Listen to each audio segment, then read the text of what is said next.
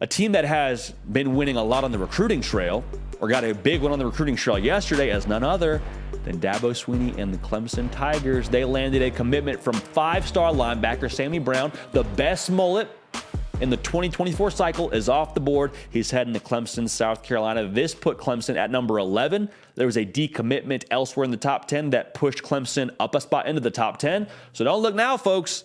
It's only June. We got a long way to go till signing day, but Clemson Tigers chilling with the top 10 class right now. This is significant because last year in 2023, they had the number 11 class. The year before, they had the number 14 class.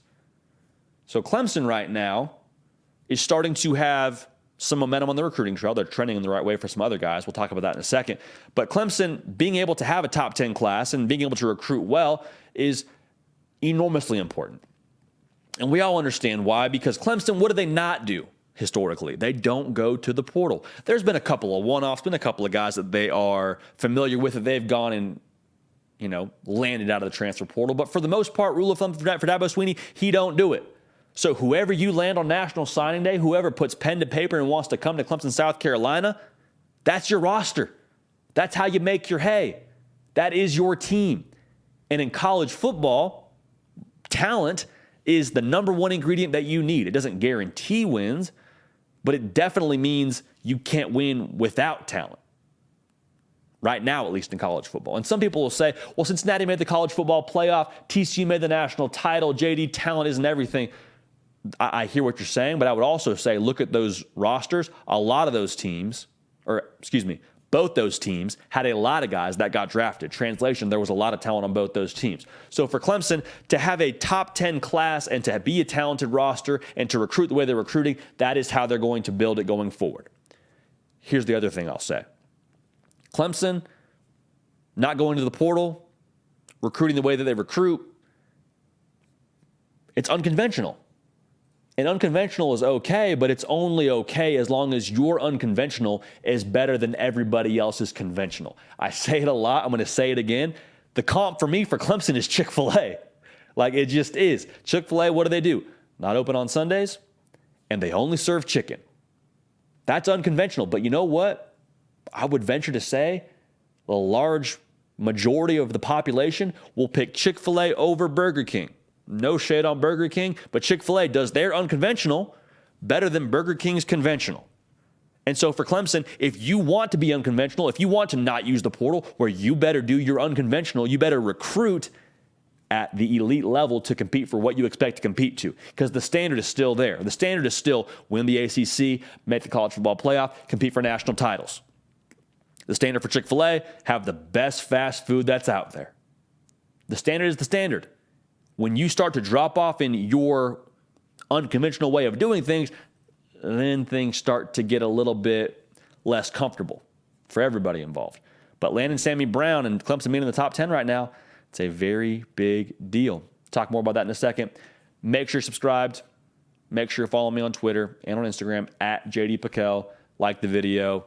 That's all I'm asking. So thank you in advance for that. So if you're a Clemson fan, this is a little bit extra encouraging for you, because you have had to listen and maybe even started to believe a little bit. It's okay if you did. There's no judgment here. If you believed it a little bit, that's fine. That Dabo Swinney and modern college football are starting to pass each other. Maybe the game is starting to evolve a little bit more and pass Dabo Swinney by. And seeing him be in the top 10 right now is encouraging, because since 2018, 2019, 2020, 2021, all those recruiting classes, they were all in the top 10. That was when Clemson was humming right along. And so to see Dabo land a 5-star in the state of Georgia, where the University of Georgia is, that's back-to-back national champs, by the way, and to see them be in the top 10 right now, you can't help but feel just a little bit. If you're Dabo Swinney or if you're a Clemson fan, you're like, man, Dabo still got it. Dabo still got it. Don't look now, but here come the Tigers. Because going back to what I just said, that's what you need to be able to compete in modern college football. You got to have the talent level. If you don't have it from the portal, got to go get it from the high school level. Seeing Dabo Swinney do that, I think, is encouraging. Also, they're trending in the right way for a lot of other top prospects. A couple of receivers on the board in Texas and SEC country that Clemson likes where they stand right now, had a big official visit weekend this past weekend. Like, I don't think Clemson's done. Sammy Brown tweeted it out. This is just the beginning for us. Usually when a recruit says something like that and puts it out on Twitter, I think they know something or at least have a strong inkling of something. Keep an eye on Clemson. They're at number 10 right now, but I think they're going to make some moves this summer when it comes to those On3 industry recruiting rankings. So you're excited about that if you're Clemson, because it feels like you're getting back to old Clemson, back to old Dabo, back to that old kind of roster talent level you used to have when you were showing up for the college football playoff every single year like it was your job. Now, I will say this.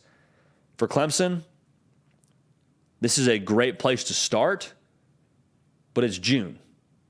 It's June, and the real signing day is in December, so you need to keep building this thing.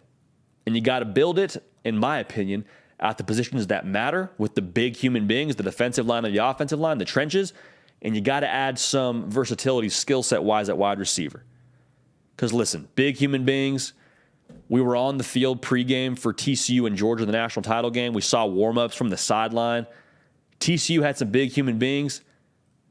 Georgia's big human beings just looked like they were developed in a lab.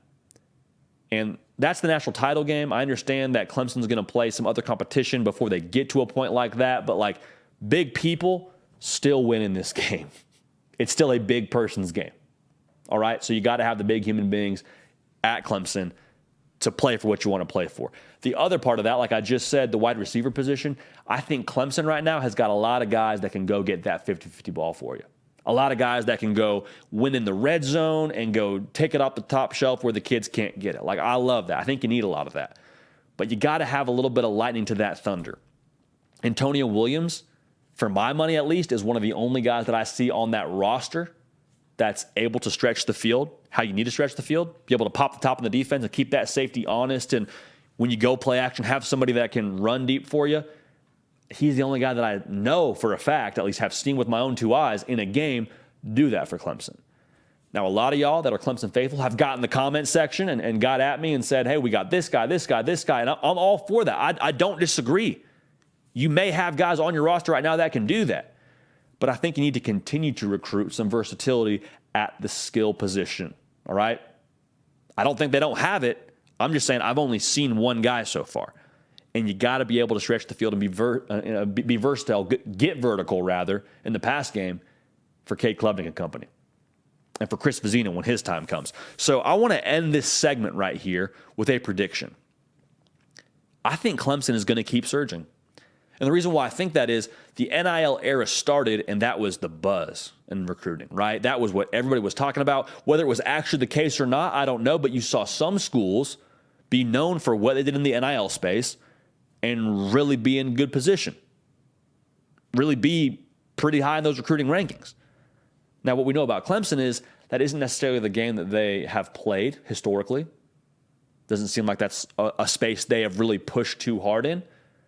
But I think we're starting to see, by nature of the kids that we talked to this past weekend, or past week rather, at the On3 NIL Elite Series, I think we're starting to see a little bit more of a development in that space where we see NIL is important, but in terms of priorities and the money that's actually being given to recruits, maybe it's a little bit lower on the totem pole of priorities than maybe it was at first made out to be.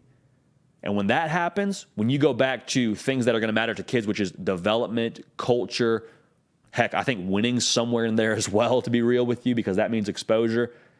I think Clemson checks a lot of those boxes.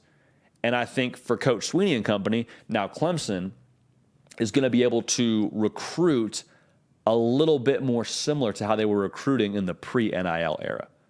So NIL's got to be a factor to some degree, but I think the way that it's trending right now and the understanding these kids are gaining as we get more and more education in the NIL space for all of us, I think it's going to benefit Clemson. So keep an eye on that. But landing a 5-star linebacker from the state of Georgia, not too far from Kirby Smart and company, for Dabo Sweeney, that's a big win. I'm telling you, Clemson and Dabo, watch out now. Watch out. Hey y'all, thanks so much for watching. Subscribe to the channel here to make sure you don't miss an episode of The Hard Count. Also be sure to check out other videos on the On3 YouTube channel.